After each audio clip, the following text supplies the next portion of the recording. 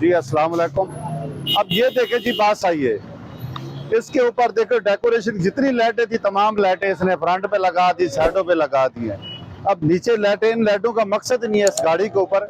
अब इस साइड पे देखें, इधर इन लाइटों का लगाने का क्या मकसद है? ये जो लाइटें लगाई हैं, ऊपर लगाई नीचे लगाई, इनका क्या मकसद है? ड्राइवर ड्राइवर कौन है? इस गाड़ी के ड्राइवर आप हैं? ये जो फजूल की लाइटें आपने लगा दी हैं, इनका कोई मकसद है? इनकी अपनी जो लाइटें लगी हुई हैं ये ठीक है ना? नहीं, लाइटों की सर्विस है। ये साइड देखें आप, तो पता नहीं लग रहा, किस चीज का पता नहीं लगता। ये देखो इतनी लाइटें आप टायरों के साथ ऊपर, बाकी गाड़ियों पे क्यों नहीं लगी हुई? सिर्फ आपने ही गाड़ी के ऊपर फ्रंट पे, साइडों पे, बैक तमाम लाइटें लगा दी। इसको फाइन दो भाई, इधर आ जाए, इसको फाइन दो।